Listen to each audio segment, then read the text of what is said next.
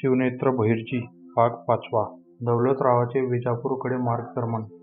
दौलतरावाने हाताचा बाधा घेतला होता. त्याची नजर स्थिर होती. वस्तीतील त्याच्या घरापासून तो 20-25 पावले पुढे होता. त्याचे तोंड घराच्या विरुद्ध दिशेला होते.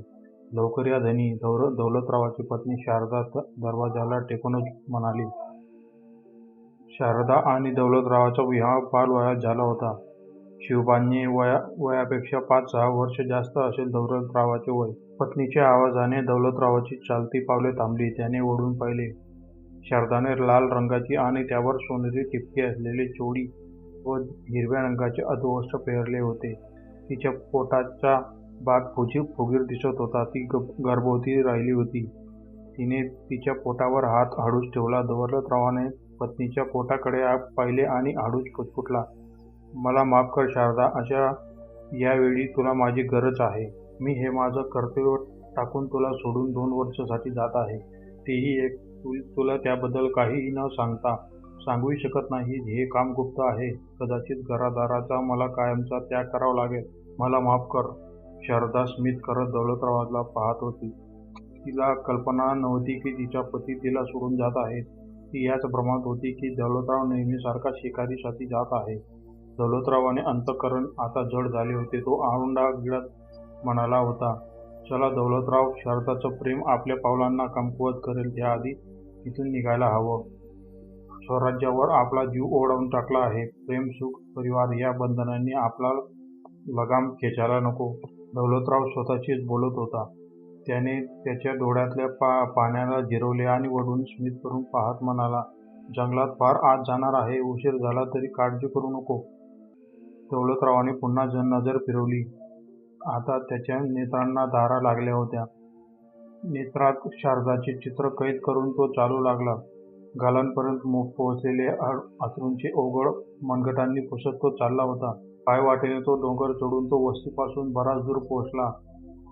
आता त्याने वळून पाहिले. मागे हिरवेगार जंगल असलेली 20-25 घरांची त्याची वस्ती होती. त्याने दीर्घ श्वास घेतला. डोळे बंद केले आणि डोळे उघडून निश्चयी भावाने वस्तीकडे पाहिले आणि चपकन वळून तो चालू लागला. भीमा नदीचे काठ. रात्री ठरल्याप्रमाणे आज सकाळीच दौलतराव वस्ती सोडून निघाला होता. रस्त्यात कान्होजींनी त्याच्यासाठी घोड्याची व्यवस्था केली होती आणि त्या घोड्यावर स्वार होऊन तो सूर्यमावळाच्या गतिकेपर्यंत इंदापूरला पुढे भीमा नदीच्या काठावर पोहोचला होता. ठरल्याप्रमाणे दौलतराव नदी पार करून दुसऱ्या तीरावर पोहोचला होता. नुकताच सूर्य पश्चिमेस क्षितिजापुढे गेला होता. तितक्यात चंद्राने आकाशावर आपला ताबा मिळवला होता. त्या रुपेरी प्रकाशात दौलतरावाचा शुभ्र घोडा आणखीनच चकाकत होता. दौलतरावाने घोड्याच्या मानेवर ताप मारले आणि तो घोड्यावरून खाली उतरला. त्याने क्षणभर घोड्याला पंजारले. घोड्याच्या पाठीचा सौम्य झटका दिला.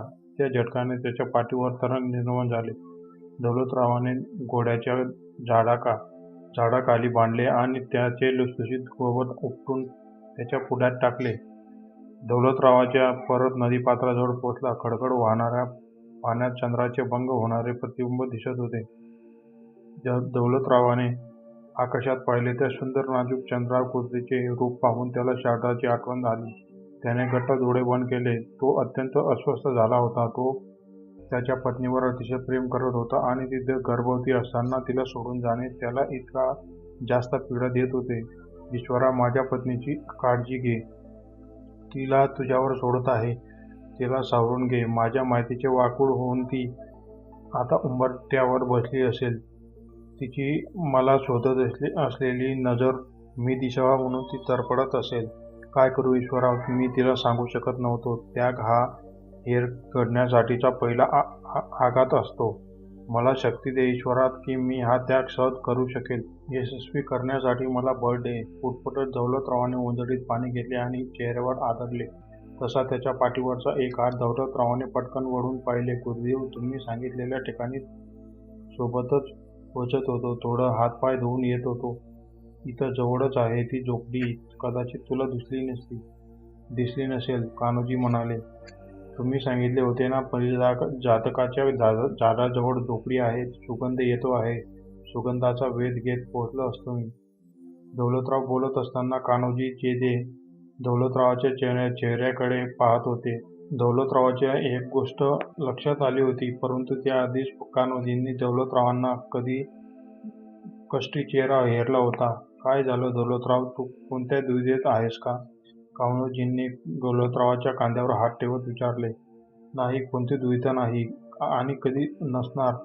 स्वराज्याच्या कार्यापुढे दुविधा असू शकत नाही. माझा निर्णय ठाम आहे." चेहऱ्यावरील हावभाव बदलत दौलतराव म्हणाला. "विवाहित आहेस?" कान्होजी अजूनही दौलतरावाच्या चेहऱ्याकडे पाहत होते. "हो." "पण असे प्रश्न का गुरुदेव?" मान फिरवीत असताना दौलतराव म्हणाला.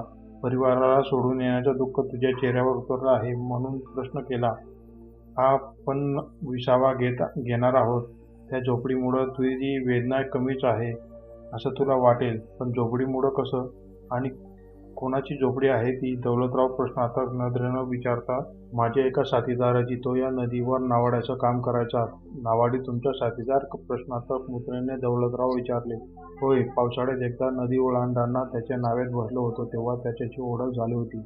मुळात त्याचा स्वभाव मला आवडला होता. अगदी भरभरून बोलायचा आणि बोलता बोलता कधी त्याच्या गप्पांमध्ये रमलो आणि तो मला कसा माझाच बंधू सखा वाटायला लागला कळलंच नाही. तो एक गोष्ट अगदी मनापासून सांगत होता. नदीच्या प्रवासातले त्याचे प्रसंग, आठवणी आणि तो मोठ्या उत्साहानं सांगत होता. पण एक गोष्ट सांगताना तो शेवटी थांबायचा. काहीतरी आठवून स्तब्ध व्हायचा आणि विषय बदलून पुन्हा बोलू लागायचा. त्यामुळे मला जाणवलं की ह्या हसऱ्या चेहऱ्यामागं काही दुःख लपलं आहे." "मग?" दौलतरावाने थांबून विचारले. "सांगतो." ते दोघे आता चालत चालत झोपडीच्या जवळ पोहोचले. झोपडीच्या बाहेर पारिजातकाचा सुगंध दरवळत होता. दौलतरावाने पारिजातकाचे पुष्प नाकाजवळ नेले. त्या पुष्पाचा सुगंध नशिकांमधून मस्तिष्कात सामावून घेण्याआधी कान्होजींनी दौलतराव हातातील पुष्पावर मूठ झाकली. कान्होजींच्या अशा वर्तनाने दौलतराव पूर्णपणे गोंधळला. त्याने भुवया उंचावून विचारले, "हे काय गुरुदेव? या पुष्पाचा फक्त माझ्या त्या साथीदाराचा अधिकार आहे." कान्होजी व्यथित होऊन बोलले.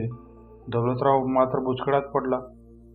"मला पूर्णपणे जाणून घ्यायचं आहे." दौलतरावाची उत्सुकता वाढली होती. कान्होजींनी वळून नदीच्या पाण्यावर नजर फिरवली. नदीपात्रात पाणी कमीच होते, तरी त्या पाण्याचा दांडगटावर आदळण्याचा कर्णवधू आवाज कानावर पडत होता.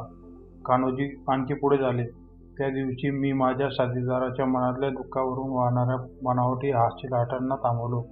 माझ्या खांद्यावर हात ठेवून त्याला विचारलं, "1.5 वर्षापूर्वी तू हसताना बोलताना क्षणभरासाठी कुठल्या तरी विचारात जातोस हे भान आले की मला हसून फुसून बोलतोस? काय झालं? काही समस्या आहे का?" कान्होजींनी नावाड्याला विचारले. नाव आता तीराला लागली होती. नावाड्याने नावेतून पटकन उडी घेतली आणि खुंट्याला बांधून ठेवलेले सर्राट नावेच्या पुढच्या टोकाला बांधले.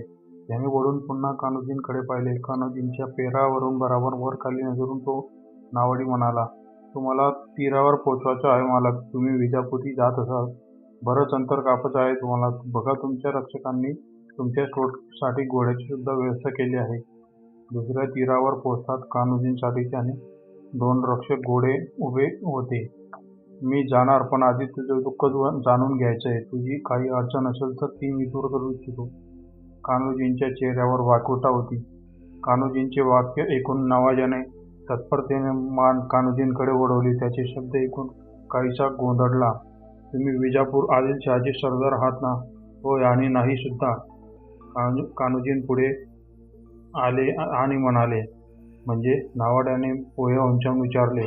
"आम्ही शहाजी राजांचे वफादार आहोत." आता कान्होजींच्या चेहऱ्यावर क्षणिक अभिमान झळकून गेला. "शहाजी राजे तर आदिलशहाचे मातब्बर सरकार." नावाड्याच्या चेहऱ्यावर स्मित होते, परंतु त्यात आनंद अजिबात नव्हता. त्याच्या हसण्याचा तिरस्कार झळकत होता. अशा त्या हसण्याने कान्होजींच्या क्षणभरासाठी स्तब्ध केले. त्यांच्या मस्तिष्कात क्षणार्धात अनेक विचार येऊन गेले. "शहाजी राजांनी तर याचं काही वाईट केलं नाही ना?" "नाही राजे." "एका नावाड्याचं का वाईट करतील? पण मग राजाचे नाव ऐकून त्याने तिरस्कारात्मक स्मित का केलं?" कान्होजी त्यांच्या विचाराच्या तंद्रीतून बाहेर आले. त्यांनी दोन्ही हात त्या नावाड्याच्या खांद्यावर ठेवले आणि विचारले, तुला मी माझा मित्र मानले. तुझ्या अंतर्मनाला वाटते असं काहीतरी आहे जे तू लपवतोय मित्र. नावाड्याने कान्होजींच्या चेहऱ्यावरून नजर हटवली आणि चालू लागला. कान्होजी हताश आणि निराशा घेऊन त्यांच्या पाठमोठ्या आतरूकडे पाहत होते. त्यांना त्यांच्याबद्दल अत्यंत आपुलकी निर्माण झाली होती आणि म्हणूनच त्यांनी त्याचे दुःख जाणून घेतल्याशिवाय त्यांना पाय निघत होता न राहून त्यांनी हाक मारली, हे बघ, तू जर मला सांगितलं नाही तर मी इथून जाणार नाही. कोणते दुःख तुला त्रास देते मित्र? हवाय काय हवंय तुला? कान्होजी विनोनी ऐकून नावाडी जागच्या जागी थांबला. मान वळवून म्हणाला, माझी पत्नी. कान्होजी अचंबित झाले. त्यांनी हे उत्तर अपेक्षित नव्हते. त्यांना पटकन विचारले, काय, कुठे तुझी पत्नी? या परिचारकाच्या खोट्याजवळ नावाडी झाडाखाली पाहत उद्गारला. कान्होजींनी झोपडी समोरील परिचारकाच्या कोडाजवळ केलेल्या मातीच्या पेंटीत फुगीर भागाकडे पाहिले. त्या फुगीर भागाच्या जमिनीखाली त्याच्या पत्नीला पुरले असल्याचे कान्होजीच्या लक्षात आले. ते त्या नावाड्याच्या आणखी जवळ गेले. त्यांची नजर अजून त्या फुगीर भागाकडे असलेल्या जमिनीकडे होती. तिथून नजर सारून त्यांनी नावाड्याच्या आत्मीयतेने पाहिले. आतापर्यंत लपवलेले दुःख आता त्याच्या चेहऱ्यावर स्पष्ट दिसत होते. त्यांच्या चेहऱ्याच्या पाण्याच्या धारा व्हायला लागल्या होत्या.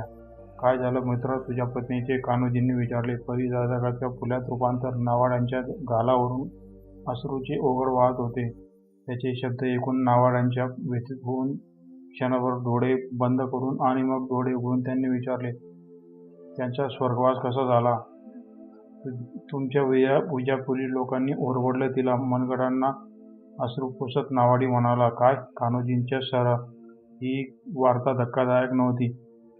त्यांना आदिलशाही सरदाराची सैन्याची कारस्थाने माहीत होती, परंतु नावाड्याच्या पत्नीसोबत, त्यांच्या मित्राच्या पत्नीसोबत हे घडल्याने ते दुःख झाले होते.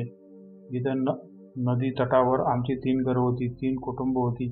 त्या दिवशी आम्ही नावेनं आदिलशाही सैन्याला नदी पार करून दिली. नदी पार केल्यानंतर त्यांची नजर आमच्या स्त्रियांवर गेली. तो पुढे काही बोलण्याआधीच कान्होजींनी त्यांना थांबवले. त्यांनी सगळ्यांना मारून टाकलं. कान्होजींनी आत्मीयतेनं हळू विचारले. स्त्रियांना अपवित्र करून मारलं, मुलांना तडफडत मारलं आणि नंतर पुरुषांच्या पोटात तलवारी घुसवल्या. नावाड्यांच्या अश्रूंनी वेग धरला. आणि का तुला? कान्होजी पुढचे वाक्य होण्याआधीच नावाडी म्हणाला, त्या दिवशी आदिलशाही सैनिकांना नेहमी नदी पार करून देण्यासाठी मला जीवन सोडलं. दौलतरावाने हातातले परिचारकाचे फूल त्या स्त्रीच्या थडग्यावर ठेवले. परिचारकाच्या भेटीचे वर्णन करताना कान्होजींच्या नेत्रांना धारा लागल्या होत्या. दौलतराव सुद्धा व्यथित झाला होता. त्या झोपडीकडे नजर टाकली. नावाडी झोपडीत असावा अशा आशेने ते झोपडीत हळूच झुंगून पाहिले. तो विचार हरवला होता. तो नाही आहे. कान्होजींनी शब्दांनी दौलतराव भानावर आला आणि त्याने वळून पाहिले. आता कुठं आहे तुमचा साथीदार? दौलतरावाने सुकलेलं कंच बुजवत विचारले. कंटाळा विजापूरच्या दरबारात. ऐकून दौलतराव ठक्क झाला. त्याला तिथं बंदी केलं नसावं या विचाराने त्यांच्या अंतर्मनाला हेरले होते. चल दौलतराव, विश्राम करू, कान्होजींनी पुढे म्हणाले आणि झोपडीच्या आत गेले. त्यांच्या पाठोपाठ दौलतराव सुद्धा आत गेला. झोपडीत काही मातीची भांडी शिल्लक होती. बाकीची भांडी चोरीला गेली असावीत. नारळाच्या दोरीपासून बनवलेल्या 2 काठा अजून साबूत होत्या. कान्होजींनी एका काठीवर आडवे झाले. गुरुदेव, तो नावाडी विजापूर दरबारात कसा? दौलतरावाने त्यांच्या अंतर्मनातील भात्यात नुकत्याच उमटवलेल्या प्रश्नाला बाहेर काढले. मीच त्याला दरबारात प्रवेश करून दिला. तो आता वेषांतर करून दरबारात आहे, कारण त्याचा प्रतिशोध पूर्ण करायचा आहे. त्या आदिलशाही सरदाराचं नाव माहीत नाही, पण तो चेहऱ्याने मात्र त्याला ओळखतो. 1.5 वर्षापासून तो विजापूरच्या दरबारात आहे. कोणत्या वेशात आहे माहीत नाही, पण जर विजापूरमध्ये त्याची तुझ्याशी भेट झाली तर दरबारातला अनुभव कामी येईल. जी गुरुदेव. दौलतरावाला कान्होजींचा भेद आता कळला, परंतु त्याच्या डोक्यातून अजून एक विचार होता. तो काठीवर बसल्या बसल्या मान वळवत म्हणाला, त्याला मी कसं ओळखायचं? कान्होजींनी बरोबर विचार केला. ते म्हणाले, त्याच्या कपाळावर उजव्या बाजूला जखमेची खूण आहे. एखाद्या व्यक्तीच्या बादशहाच्या दरबारात ओळखायची इतकी इतकी ओळख पुरेशी होती, परंतु यापेक्षा जास्त कान्होजींना ठाऊक नव्हते. दौलतरावाने विचारातून बाहेर येऊन काठीवर अंग टाकले. पहाटे उठून दोघांनी विजापूरकडे जायचे ठरवले.